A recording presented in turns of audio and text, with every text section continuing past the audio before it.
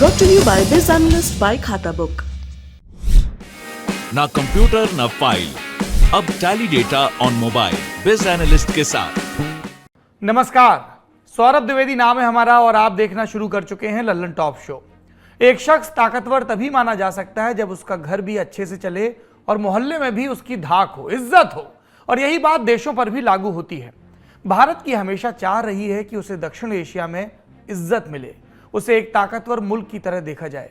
भारत की यही इच्छा उसकी विदेश नीति की दिशा तय करती है और इसलिए जब हम नेपाल, भूटान, बांग्लादेश, श्रीलंका या मालदीव के आंतरिक मसलों का जिक्र छेड़ते हैं, भारत का जिक्र अनायास ही चला आता है।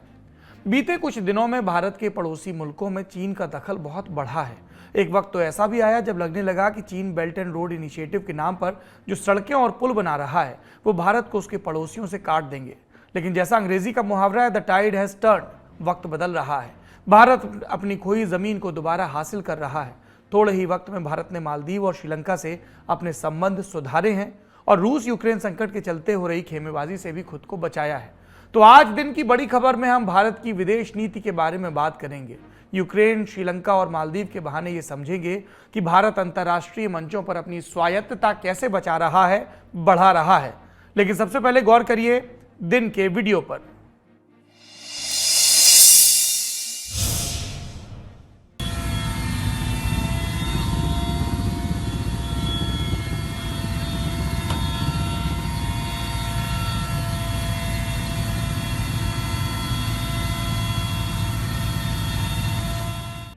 वीडियो में हेलीकॉप्टर के जरिए पानी गिराकर जंगल की आग बुझाने की कोशिश हो रही है। तस्वीरें राजस्थान के अलवर जिले की हैं। यहां के सरिस्का अभयारण्य में जबरदस्त आग लग गई है। अकबरपुर रेंज के पृथ्वीपुरा बालेटा के जंगल में लगी भीषण आग करीब 10 किलोमीटर के क्षेत्र में फैली है। पहले स्थानीय तौर पर प्रयास किए गए, जब नहीं हो पाया तो वायुसेना की मदद लेनी पड़ी। 2 हेलीकॉप्टर सिलीशेट झील से पानी एयरलिफ्ट कर सरिस्का में आग बुझाने में जुटे हैं। वायुसेना का एक हेलीकॉप्टर उत्तर प्रदेश के सरसावा और दूसरा जोधपुर से आया है। एक राउंड में 3500 लीटर पानी एयरलिफ्ट कर डंप किया जा रहा है। पूरी कोशिश जल्द से जल्द आग बुझाने की और टाइगर्स को बचाने की है। अकबरपुर रेंज में जहां आग लगी है वहां बाघों की नर्सरी है। करीब 25 बाघ हैं। यहां के नारेंडी एनिकट के पास 26 मार्च को एक बाघिन, जिसको वन विभाग के लोगों ने ST-17 के तौर पर चिन्हित किया है, उसकी मूवमेंट देखी गई थी। उसे और उसके 2 शावकों को ढूंढकर वहां से निकालने के लिए लगातार प्रयास किए जा रहे हैं। चूंकि पतझड़ का मौसम है, सूखी पत्तियां टूटकर गिरती हैं। इस मौसम में अक्सर जंगल में आग लगने की खबर आती है। ओडिशा के बलरामपुर और छत्तीसगढ़ के भी जंगलों में आग की खबर है। छत्तीसगढ़ में हालात गंभीर हैं क्योंकि वहां जिन कर्मचारियों पर इस आग को बुझाने की जिम्मेदारी है वो हड़ताल पर हैं। ये था आज का दिन का वीडियो। अब चलते हैं दिन की सुर्खियों की तरफ। पेट्रोल डीजल के दाम 8 दिन में लगातार 7वीं बार बढ़े हैं। चुनाव के बाद एक रिवाज सा बन गया है। सुबह उठो तो सबसे पहले यही खबर मिलती है कि इतना पैसा बढ़ गया। आज भी पेट्रोल 80 पैसा और डीजल 70 पैसे महंगा हो गया। कुछ महीनों की राहत के बाद दिल्ली में पेट्रोल फिर से 100 के पार हो गया। दिल्ली में पेट्रोल का रेट 100 रुपये 21 पैसे और डीजल की कीमत 91 रुपये 47 पैसे हो गई। 7 दिनों की बढ़ोतरी से पेट्रोल डीजल देश में 4 रुपये 80 पैसे प्रति लीटर महंगा हो चुका है। आज की तारीख में सबसे महंगा पेट्रोल राजस्थान के श्री गंगानगर में मिल रहा है। 117 रुपये लीटर। डीजल भी 100 के करीब पहुंच चुका है। दूसरी सुर्खी पूर्वोत्तर से जुड़ी है। राजधानी दिल्ली में असम और मेघालय के बीच जमीन विवाद पर बड़ा समझौता हुआ।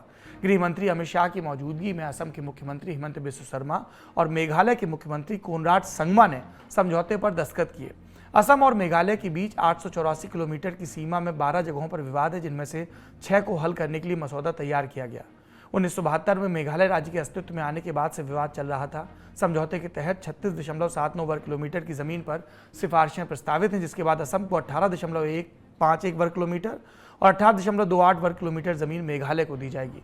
दोनों मुख्यमंत्रियों की तरफ से अगले 6-7 महीनों में बची हुई 6 विवादित जगहों का हल निकालने का वादा भी किया गया है। इस पर गृह मंत्री अमित शाह ने कहा कि आज का दिन एक विवाद मुक्त पूर्वोत्तर के लिए ऐतिहासिक दिन है। तीसरी सुर्खी पश्चिम बंगाल से है। सूबे की मुख्यमंत्री ममता बनर्जी ने गैर बीजेपी शासित राज्यों के मुख्यमंत्रियों और विपक्ष के बड़े नेताओं को चिट्ठी लिखी। इसमें भाजपा के खिलाफ लड़ाई में साथ आने को कहा गया। ममता ने बीजेपी के खिलाफ लड़ाई पर चर्चा के लिए एक बैठक करने की अपील की।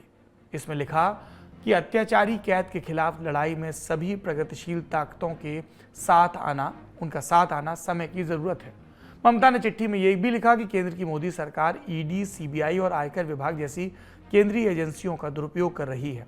भाजपा इसका इस्तेमाल कर राजनीतिक बदला ले रही है। हमें बीजेपी के इस कदम का विरोध करना चाहिए। ममता ने कहा कि ये सभी केंद्रीय एजेंसियां बीजेपी शासित राज्यों में कुछ नहीं करती, वहीं चुनाव आने के साथ ही इन्हें विपक्ष के खिलाफ काम पर लगा दिया जाता है। 2024 के चुनाव से पहले एक तरफ से विपक्षी एकता की कोशिशें तेज हो गई हैं। हमें याद आता है ऐसी एक चिट्ठी तब की सत्तारूढ़ कांग्रेस के खिलाफ संयुक्त आंध्र प्रदेश के मुख्यमंत्री एनटी रामाराव ने भी तैयार की थी। उसके बाद चौधरी देवीलाल के नेतृत्व में या फिर रामकृष्ण हेगड़े के नेतृत्व में भी 80 में ऐसी ही कवायद हुई थी। अब सुनिए आखिरी सुर्खी। सुल्ली डील्स और बुल्लीबाई ऐप के जरिए मुस्लिम महिलाओं को निशाना बनाने वाले ओंकारेश्वर ठाकुर और नीरज बिश्नोई को आज जमानत मिल गई। दिल्ली की निचली अदालत ने यह कहते हुए आरोपियों को जमानत दी कि आरोपियों ने पहली बार कोई अपराध किया है और इसलिए लंबे समय तक उन्हें जेल में रखना ठीक नहीं होगा। आरोपियों के खिलाफ चार्जशीट पहले ही दाखिल हो चुकी है, जबकि एफएसएल की रिपोर्ट अभी तक नहीं आई है। मामला अभी जिस स्टेज पर है वहां पर आरोपी तथ्यों के साथ कोई छेड़छाड़ नहीं कर पाएंगे। जानकारी के लिए बता दें, जुलाई 2021 में गिटहब पर सुल्ली डील्स नाम का एक ऐप बनाया गया था। इस पर पत्रकारों और एक्टिविस्ट समेत सैकड़ों मुस्लिम महिलाओं और लड़कियों की फोटो डालकर उनकी ऑनलाइन बोली लगाई जा रही थी। तब कई महिलाओं ने दिल्ली और नोएडा पुलिस में शिकायत दर्ज कराई थी, जिसके बाद ऐप को गिटहब से हटा लिया गया था। जब से इस मामले में मुंबई पुलिस ने दिलचस्पी लेनी शुरू की, दिल्ली पुलिस और नोएडा पुलिस भी हरकत में आई। अब भी कई राज्यों की पुलिस मामले की जांच कर रही है। ये थी सुर्खियां। अब चलते हैं दिन की बड़ी खबर की तरफ। 1947 में जब भारत आजाद हुआ तब तक दुनिया दो धड़ों में बंट चुकी थी। एक तरफ पश्चिम का गुट था जिसका कप्तान था अमेरिका, दूसरी तरफ पूर्व का गुट जिसकी सदारत कर रहा था सोवियत संघ। भारत के आजाद होते ही पूछा जाने लगा, पार्टनर तुम्हारी पॉलिटिक्स क्या है, किस पाले में हो, CIA में हो या KGB वाले हो। नेहरू सरकार ने इस बात को समझा कि भारत जैसे नए नए आजाद मुल्क के लिए तुरंत कोई पाला पकड़ लेना ठीक नहीं। इसलिए नेहरू ने गुट निरपेक्षता के सिद्धांत में निवेश किया। अंग्रेजी में से नॉन अलाइंड मूवमेंट कहा जाता है।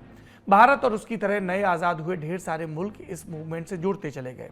पश्चिम और पूर्व के गुटों की राजनीति, अर्थव्यवस्था और विदेश नीति के मामले में एक तय फॉर्मूला था। एक तरफ पूंजीवाद, दूसरी तरफ साम्यवाद। लेकिन नॉन अलाइंड मूवमेंट में शामिल देश किसी तय फॉर्मूले पर नहीं चले। पूर्व और पश्चिम के अनुभवों से अच्छी बातें सोखते चले गए। मिसाल के लिए भारत ने नेहरू काल में सोवियत संघ की मदद से इस्पात के कारखाने भी लगाए और ब्रिटेन, फ्रांस जैसे देशों से लड़ाकू विमान भी खरीदे। विदेश नीति के किसी और कदम की तरह नॉन अलाइंड मूवमेंट या गुट निरपेक्ष आंदोलन की भी आलोचना होती है और होनी भी चाहिए।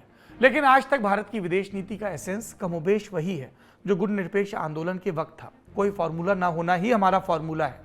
हमने एक जमाने में सोवियत संघ के साथ treaty of friendship and cooperation पर भी दस्तखत किए और फिर हमने अमेरिका के साथ न्यूक्लियर डील भी कर ली। लेकिन हम कभी किसी गुट में नहीं बंधे, देश हित का ख्याल रखा। पर क्या किसी पहलवान का चीयर लीडर न बनना हमारे लिए नुकसान का सौदा था? नहीं। भारत सरकार के विदेश मंत्री डॉक्टर एस जयशंकर कहते हैं कि नॉन अलाइंड मूवमेंट का ही नया स्वरूप भारत की स्ट्रेटेजिक ऑटोनॉमी है। इसके फायदे क्या हैं? ये येल NUS कॉलेज में पॉलिटिकल साइंस पढ़ाने वाले रोहन मुखर्जी ने अपने लेख के एक हिस्से में अच्छे से बताया।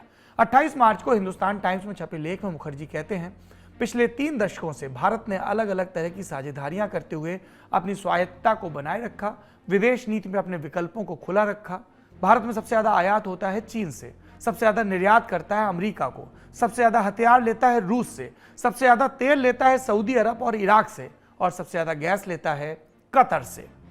ये सब करने का आत्मविश्वास भारत में आ पाया, इसके पीछे भारतीय विदेश सेवा का अर्जित अनुभव है जो पिछले 75 सालों में तैयार हुआ। हाल के दिनों में भारत की विदेश नीति ने किस तरह मजबूती का परिचय दिया, ये कुछ उदाहरणों से हम समझ सकते हैं। पहला उदाहरण, यूक्रेन पर रूस का आक्रमण। रूस ने यूक्रेन पर आक्रमण अचानक नहीं किया था, उसने महीनों लगाकर यूक्रेन की घेराबंदी की और तभी से पश्चिमी देश लगातार रूस को निशाने पर ले रहे थे। भारत के लिए असहजता यहीं से शुरू हो गई थी। विदेश मामलों पर नियमित रूप से लिखने वाले स्तंभकार सी राजा मोहन ने 23 फरवरी 2022 को इंडियन एक्सप्रेस में अपने आर्टिकल में कहा, जैसे जैसे यूक्रेन पर युद्ध के बादल घिर रहे हैं, राजनयिक स्तर पर भारत के बैलेंसिंग एक्ट पर फोकस बढ़ता जा रहा है। भारत न रूस को यूक्रेन पर आक्रमण करने के खिलाफ चेता पा रहा है, न ही यूक्रेन की संप्रभुता के पक्ष में बयान दे पा रहा है। जब 1956 में रूस ने हंगरी पर हमला किया था और जब 1968 में चेकोस्लोवाकिया पर हमला किया था, तब भी कुछ ऐसा ही हुआ था। तो रूस को लेकर भारत का असमंजस नया नहीं है। इस बार जब भारत से रूस की आलोचना करने को कहा गया तो भारत ने यूक्रेन में फंसे भारतीय छात्रों का हवाला दिया। भारत को इनकी सकुशल वापसी के लिए रूस और यूक्रेन दोनों का साथ चाहिए था। अब छात्र लौट आए हैं तो भारत को फिर एक नैतिक असमंजस में डालने की कोशिश हुई। भारत ने लगातार शांति की अपील की, लेकिन रूस के खिलाफ एक शब्द नहीं कहा। कारण बताया गया कि भारत से रूस के गहरे सामरिक रिश्ते हैं, रक्षा सहयोग है। हमारी सेना के पास अधिकतर हथियार रूसी मूल के हैं, इसलिए हम रूस के खिलाफ नहीं जा सकते। यहाँ एक सवाल उठता है कि हमने रूस से ही इतने हथियार क्यों लिए, और अगर रूस वाली दुकान में अब कोई समस्या है तो क्या हम कहीं और से हथियार नहीं ले सकते? आखिर पैसा तो अपना है। इस सवाल का जवाब छिपा है भारत की रक्षा खरीद नीति में। भारत सरकार रक्षा खरीद भी वैसे ही करती है जैसे वो सड़क का ठेका निकालती है। यहाँ सिक्का चलता है L1 बिडर का, यानी लोएस्ट बिडर। मान लीजिए भारत को एक बंदूक खरीदनी है, इसके लिए दुनिया भर की कंपनियां ठेका भरेंगी। इसमें यूरोप और अमेरिका की कंपनियां भी आएंगी और रूसी कंपनियां भी। अब चूंकि रूसी सामान हमेशा पश्चिमी कंपनियों के सामान से सस्ता होता है, ठेका उनके पास चला जाता है, इसलिए भारत की सेना के पास रूसी हथियारों का जखीरा तैयार हुआ। दूसरा कारण ज्यादा महत्वपूर्ण है। पूरी दुनिया में सिर्फ रूस ही है जिसने रक्षा से लेकर अंतरिक्ष के क्षेत्र में भारत से दोस्ती की, उसे सही मायनों में निभाया भी। सुनिए विदेश मामलों की जानकार स्वस्ति राव ने इस बारे में हमें क्या बताया। रूस अगर आप भारत का ज्योग्राफिकल लोकेशन देखेंगे, देखिए हमारा जो अपर हाफ है वो लैंडलॉक्ड एरिया है। एक तरफ हमारा बॉर्डर डिस्प्यूट है चाइना से, एक तरफ हमारा बॉर्डर डिस्प्यूट है पाकिस्तान से। तो ऐसे में हमको रूस की मदद चाहिए चाइना को बैलेंस करने के लिए, हमको रूस की मदद चाहिए तालिबान कंट्रोल्ड अफगानिस्तान में अपनी रेलेवेंस को बना के रखने के लिए, हमको रूस की मदद चाहिए ईरान पे हमारी आउटरीच बनाए रखने के लिए, हमको रूस की मदद चाहिए शंघाई कोऑपरेशन ऑर्गेनाइजेशन में अपनी आउटरीच बनाने के लिए, सेंट्रल एशियन जो 5 कंट्रीज हैं जिनको रशिया की सॉफ्ट अंडरबेली कहा जाता है, वहां पे अपनी पहुंच बनाने के लिए हमको रूस की मदद चाहिए। मतलब favourable Russia is in our strategic interest. अगर आप अपर हाफ को देखते हैं तो चाइना के फैक्टर को तो खैर कई बार बोला ही जाता है, इसलिए मैं उसको रिटरेट नहीं करूंगी अब। लेकिन जैसे ही आप और हाँ, एक उसमें और भी पॉइंट है, जब आप ईरान की बात कर रहे हैं तो ईरान की तरफ जो एक नॉर्थ साउथ मैरिटाइम कॉरिडोर उसमें हम शामिल हैं, जो हमारे लिए बड़ा इंपॉर्टेंट है, क्योंकि उस नॉर्थ साउथ मैरिटाइम कॉरिडोर में तकरीबन 7200 किलोमीटर का ये कॉरिडोर है और ट्रेड होगा इस बेसिकली कॉरिडोर से। इसमें ईरान है, इसमें रशिया है, इसमें भारत है, इसमें सेंट्रल एशियन कंट्रीज हैं, लेकिन इसमें ना पाकिस्तान है और ना चाइना है। तो इस तरह की जो चीजें हैं इनमें हमको रशिया का सपोर्ट चाहिए, हमको रशिया का इन्वॉल्वमेंट चाहिए और पॉजिटिव इन्वॉल्वमेंट चाहिए। अब ये जो सिचुएशन है ये बदल जाती है जब हम लोअर हाफ इंडिया को देखते हैं जो मैरिटाइम स्पेस में है। तो लोअर हाफ अगर आप इंडिया का देखते हैं तो वहां पे इंडो पैसिफिक है, वहां पे एक अलग तरीके का क्वाड करके जो सिक्योरिटी क्वाड्रिलैटरल जो उभर रहा है, वहां पे जो हमारा एंगेजमेंट है ब्लू इकोनॉमीज में, वहां पे हमको यूएस की, जापान की, ऑस्ट्रेलिया की, इस तरह के देशों की वहां पे हमें जरूरत है। तो सिंपल सी बात है कि हमारे जो स्ट्रेटेजिक जो और नेशनल इंटरेस्ट हैं वो काफी वैरायटी के हैं। इसी वजह से भारत की फॉरेन पॉलिसी को मल्टी वेक्टर फॉरेन पॉलिसी कहा जाता है कि हमको अलग अलग वेक्टर्स की जरूरत है। हथियारों से इतर अंतर्राष्ट्रीय मंचों पर भी हमें रूस की जरूरत है। एक कारण तो हर गली नुक्कड़ पर गिनाया जा रहा है चीन, लेकिन कुछ दूसरे कारण भी हैं।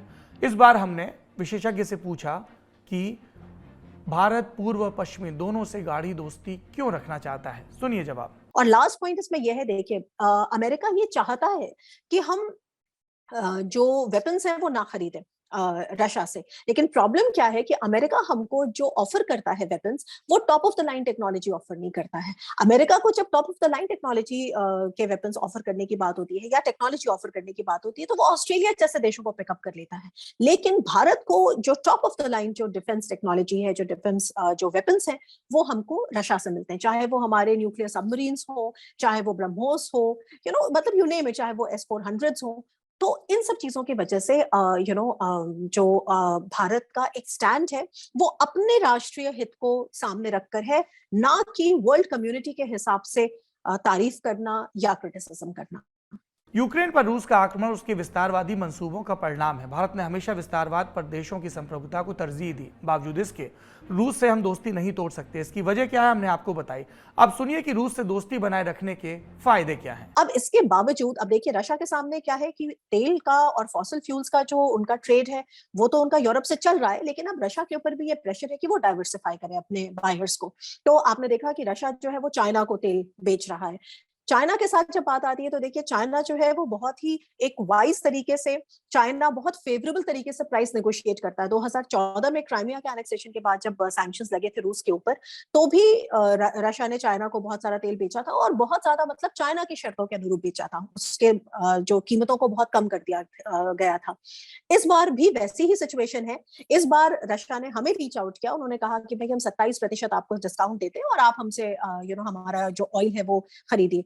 अब देखिए केवल ये यही बात है कि हिंदुस्तान ने कोई पक्ष नहीं लिया। हिंदुस्तान ने कहा कि ठीक है, हमारा एक इंडिपेंडेंट इक्वेशन है रशिया से और हमारा इंडिपेंडेंट इक्वेशन है बाकी और पूरी दुनिया से भी, तो हम किसी गुट में शामिल नहीं होंगे। और हिंदुस्तान ने कहा कि ये सही वक्त है हमें अपने स्ट्रेटेजिक रिजर्व्स को बनाने का। और आपने देखा कि कैसे इंडियन ऑयल ने तकरीबन I think 5 lakh barrel 5 million barrel जो है वो ऑयल खरीदा। और ये भी बात हो रही है कि 2022 के अंत तक ये हमने 5 मिलियन खरीदा, तकरीबन 15 मिलियन 20 मिलियन तक जा सकते हैं अपने स्ट्रेटेजिक रिजर्व्स को बनाने के लिए। तो ये बिल्कुल हमारे हित में है। और इस तरह अभी इसलिए भी हित में है क्योंकि अभी जो सैंक्शंस अमेरिका ने लगाए हैं रूस के ऊपर वो ईरान वाले सैंक्शंस नहीं है। जो ईरान में सैंक्शंस जो लगाए थे अमेरिका ने, वो अमेरिका के लिए तो थे ही, अमेरिका के एलाइज और पार्टनर्स के लिए भी थे। इसी वजह से इंडिया को भी 2019 में अचानक ईरान से तेल खरीदना बंद करना पड़ा था। लेकिन इस बार जो रूस पे सैंक्शंस लगे हैं ये मॉडरेट सैंक्शंस है। इसमें अमेरिका के अलावा अमेरिका के एलाइज या पार्टनर्स इंक्लूडेड नहीं है। ओके, तो हमारे लिए ये लॉजिकल है। आगे जाके हमें इसका फायदा, अच्छा दूसरा आपने कहा फायदे की बात, फायदा इसलिए भी है क्योंकि अगर आप देखें S-400, अब S-400 जो है वो आता है हमारे पास, रूस से आ रहा है। ऑलमोस्ट यही टाइम है S-400 की डिलीवरी का। अब जब सैंक्शंस लग गए हैं रूस के ऊपर इतने सारे, तो अब हमको क्या डर है, हमको सेकेंडरी सैंक्शंस का डर है, राइट। आप इसी मतलब जो लॉजिक है वो ये कहता है कि कैट्सा करके जो अमेरिका में जो काउंटरिंग एक्ट है, मतलब अमेरिकन एडवर्सरीज की थ्रू सैंक्शंस, वो जो है वो हमारे ऊपर ना लागू हो जाए।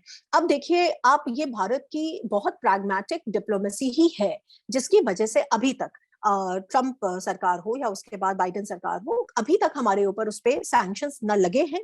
और अगर लगेंगे कैट्सा के सैंक्शंस तो बहुत ही माइल्ड होंगे, काफी, अगर वेव्ड पूरी तरह नहीं भी हुए तो बहुत माइल्ड होंगे।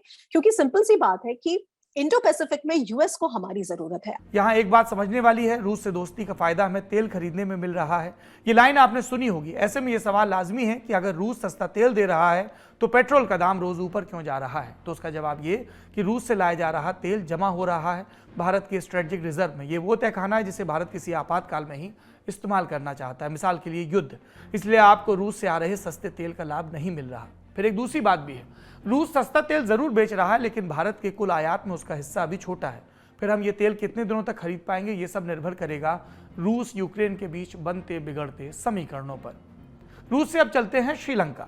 श्रीलंका से भारत के संबंध क्या हैं और इतने गहरे क्यों हैं, ये समझने के लिए एक अलग से लल्लन टॉप शो करना पड़ सकता है। संक्षेप में समझिए कि श्रीलंका भारत से बिल्कुल सटा है। सदियों से दोनों देशों के लोगों के बीच संबंध है। जब भारत और श्रीलंका दोनों अंग्रेजों के गुलाम थे तब भारत से तमिल समुदाय के लोग श्रीलंका जाकर बसे। आधुनिक समय में इसी तमिल समुदाय के चलते भारत और श्रीलंका का भविष्य साथ में नत्थी हुआ। तमिल समस्या को लेकर भारत ने श्रीलंका में शांति सेना भेजी थी। इसी शांति सेना के डर से LTTE ने पूर्व प्रधानमंत्री राजीव गांधी की हत्या की। आज भी तमिलनाडु में हजारों श्रीलंकन तमिल शरणार्थी रहते हैं। 2007 के बाद जब श्रीलंका की सेना ने तमिल उग्रवादियों के खिलाफ अभियान तेज किया तब भारत ने श्रीलंका की सेना की मदद की और लड़ाई अपने अंजाम तक पहुंची। इसके बाद से भारत लगातार श्रीलंका की मदद करता आ रहा है। खासकर तमिल इलाकों में भारत सरकार के सहयोग से योजनाएं चलाई जा रही हैं। लेकिन भारत के पैरों के नीचे से जमीन धीरे धीरे खिसक भी रही थी। श्रीलंका चीन की तरफ झुकने लगा। इसका सबसे बड़ा सबूत था हम्बनटोटा बंदरगाह। बात यह कि 2005 में महिंदा राजपक्षे श्रीलंका के राष्ट्रपति बने। उनका चीन की तरफ झुकाव था। वो अपने इलाके हम्बनटोटा में एक बंदरगाह बनवाना चाहते थे। न्यूयॉर्क टाइम्स की रिपोर्ट के अनुसार उन्होंने पहले भारत की तरफ हाथ बढ़ाया। भारतीय कंपनियों ने प्रोजेक्ट में दिलचस्पी लेने से इनकार किया तो महिंदा गए चीन के पास। चीन के बैंकों ने बंदरगाह के लिए उन्हें दिल खोलकर कर्ज दिया। चीनी बैंकों ने इसी तरह के ढेर सारे कर्ज देते गए और अब श्रीलंका पर इतना कर्ज है कि उनके पास ब्याज चुकाने के पैसे नहीं। श्रीलंका भी भारत की तरह ईंधन का आयात करता है, इसलिए पैसों के अभाव में वो ईंधन का आयात नहीं कर पा रहा है और इसके चलते देश में महंगाई चरम पर है। लोग श्रीलंका छोड़ रहे हैं, दंगे के हालात हैं और आर्थिक शरणार्थी बन रहे हैं लोग जो भारत आ रहे हैं। ऐसे समय में श्रीलंका ने एक बार फिर भारत की तरफ देखना शुरू किया। भारत ने फरवरी और मार्च 2022 में श्रीलंका को 18,145 करोड़ की मदद देने का ऐलान किया। तकरीबन 7,500 करोड़ की मदद और देने पर भी विचार चल रहा है।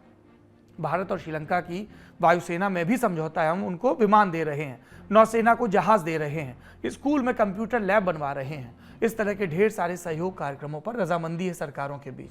बीते हफ्ते जब विदेश मंत्री doctor S Jaishankar Bay of Bengal Initiative for Multi Sectoral Technical and Economic Cooperation के सम्मेलन के लिए कोलंबो में थे, तब वो श्रीलंका के राष्ट्रपति गोतबाया राजपक्षे से मिले और आपसी सहयोग पर दोनों के बीच बातचीत भी हुई।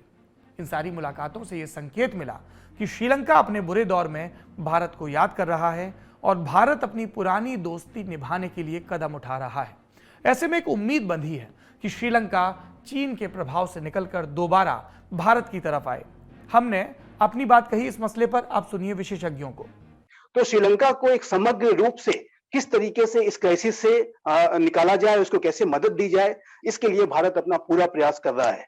आप जानते हैं कि श्रीलंका में चाइना लगातार अपनी दखल को बढ़ाने की कोशिश कर रहा है।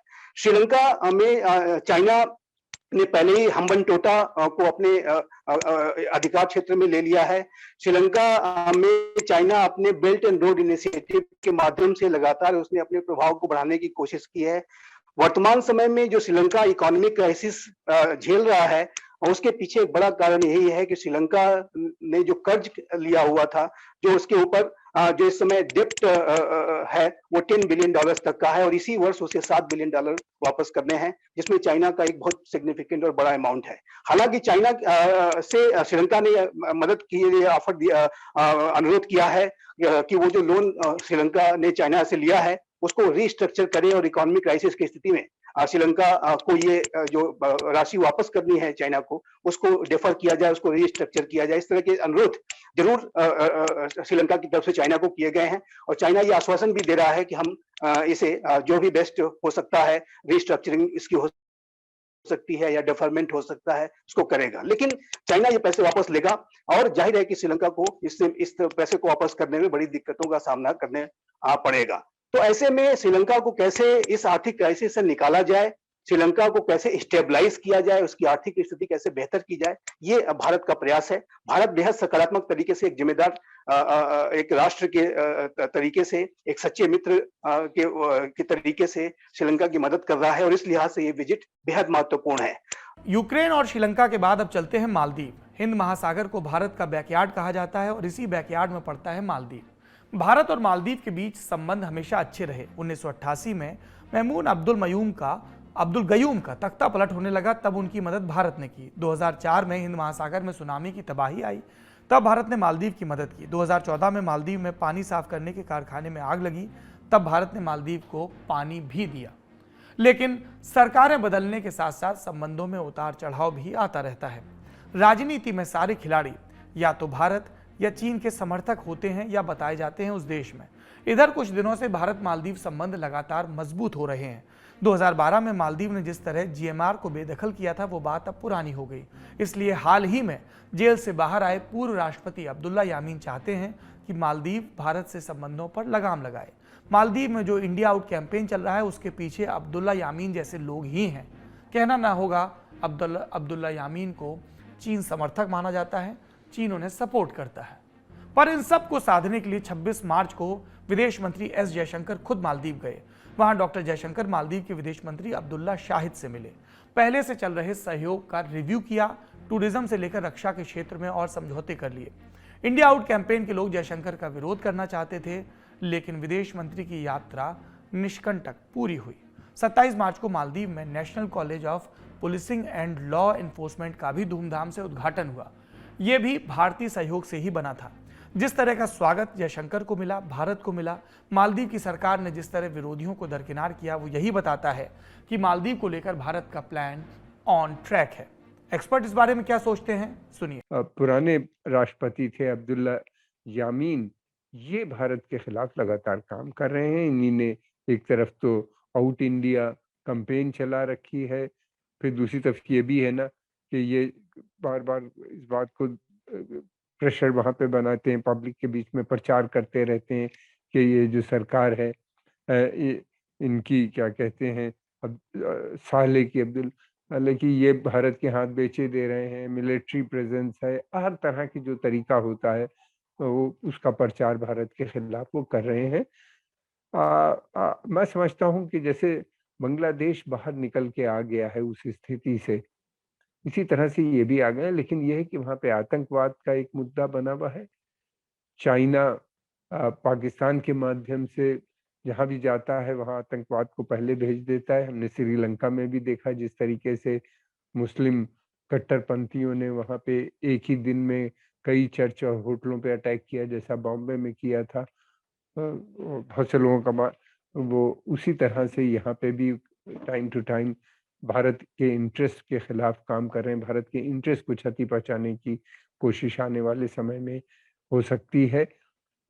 लेकिन ये है कि धीरे धीरे भारत के साथ जो संबंध है वो दृढ़ होते चले जा रहे हैं, कंसोलिडेट हो रहे हैं, और वो जो खतरा शुरू में था वो अब टल गया। हमारे फॉरेन मिनिस्टर भी अभी विजिट करके आए हैं, और उनके इस दौरे के बाद मैं समझता हूँ कि रिश्ते अब भारत को मैं समझता हूँ कुछ स्टेप उठाने चाहिए जिससे उनको तुरंत राहत मिले। ऐसे काम करने पड़ेंगे जिससे कि उनका डेवलपमेंट काम हो, जिससे कि वहाँ पे जॉब क्रिएट्स हो, एजुकेशन की मदद है। जैसे आपने विशेषज्ञों को सुना, अब हमारी बात।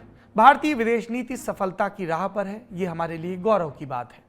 हम उम्मीद करते हैं कि भारत इसी तरह अपना प्रभाव बढ़ाता रहे, लेकिन एक बात पर भी हम सबका ध्यान होना बहुत जरूरी है।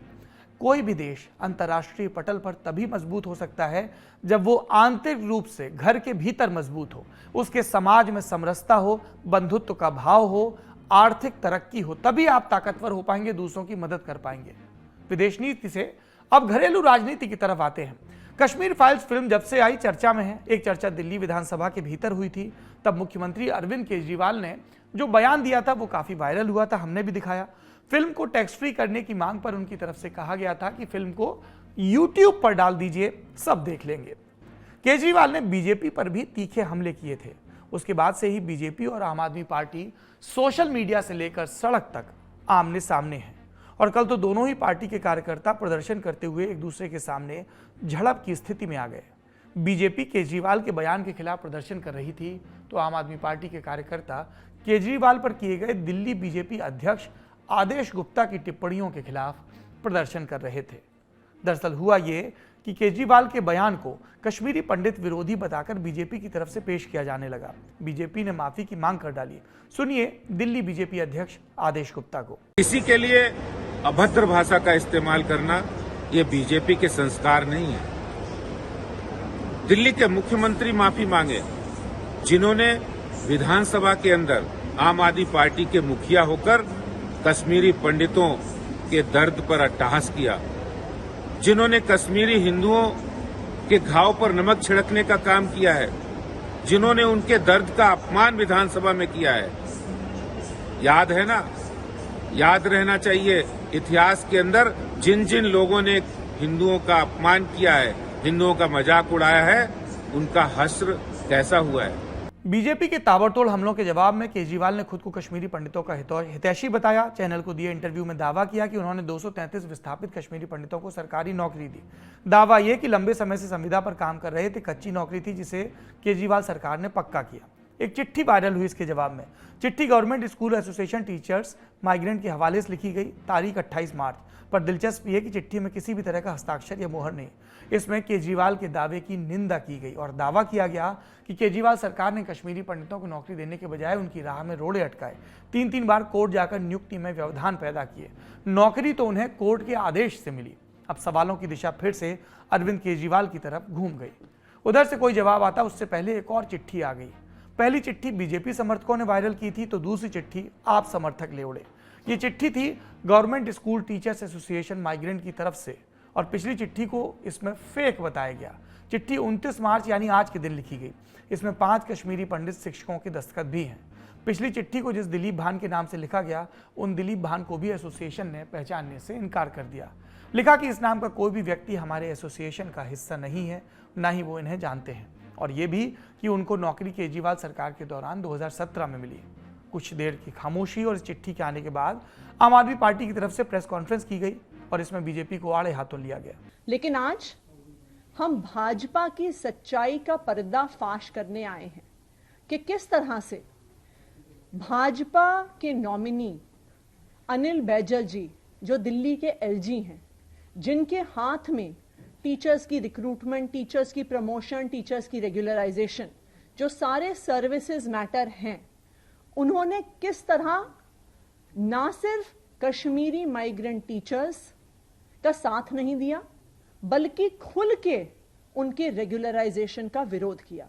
और आज ये सारे कागज मैं आपके सामने रखना चाहती हूं। देखिए, जब आम आदमी पार्टी की सरकार बनी तो जो कश्मीरी माइग्रेंट टीचर्स हैं वो दिल्ली के मुख्यमंत्री अरविंद केजरीवाल जी के पास आए, वो दिल्ली के शिक्षा मंत्री मनीष सिसोदिया जी के पास आए, और बार बार दिल्ली सरकार ने, दिल्ली की चुनी हुई सरकार ने इस पे निर्णय लिए कि कश्मीरी माइग्रेंट टीचर्स को रेगुलराइज करना चाहिए। लेकिन जब दिल्ली सरकार ये निर्णय लेती है कि टीचर्स को रेगुलराइज करना चाहिए, और दिल्ली सरकार हाईकोर्ट में बताती है कि दिल्ली की कैबिनेट ने कश्मीरी माइग्रेंट टीचर्स को रेगुलराइज करने का फैसला लिया है, तो उसके बाद क्या होता है? उसके बाद एलजी साहब एक नोट लिखते हैं फाइल में कि ये सर्विसेज मैटर है और इसको सर्विसेज मैटर के तहत ट्रीट किया जाए, इस पर दिल्ली की चुनी हुई सरकार का कोई भी अधिकार नहीं है। तो कश्मीरी पंडितों के दुख पर राजनीति का सिलसिला बदस्तूर जारी है। इस मामले में और अपडेट्स आएंगे तो आपकी जानकारी हम जरूर बढ़ाएंगे। आखिरी में शो में बारी है कू की राय की। हमने पूछा था, भारत ने क्या चीन के प्रभुत्व को खत्म कर दिया है? हाँ कहने वाले 68%, नहीं कहने वाले 32%। अगर आप भी कू पर हमारे पोल का हिस्सा बनना चाहते हैं तो इस सोशल मीडिया ऐप पर लल्लन टॉप को फॉलो करें। अलग अलग मुद्दों पर राय भी दे सकते हैं। आज के शो में इतना ही। अपना और अपनों का ख्याल रखिए। शुभ रात्रि। अरे जाओ जाओ, मैच तो हमें ही जीतना था। अपना बॉलर वो वाली गेंद ना फेंकता तो जीत जाते हम। वाह, उसके कैच ने तो मैच ही बना दिया। यार ये ओपनर्स अगर थोड़ा और तेजी से खेलते ना, बात बन जाती। एक फिनिशर की कमी बढ़ गई, वरना मैच जीत जाते। मैच तो हमें जीतना ही था। आप भी हैं लल्लन टॉप क्रिकेट एक्सपर्ट? घर बैठे जुड़िए हमारे IPL लाइव शो बमचक में हर रोज मैच के बाद।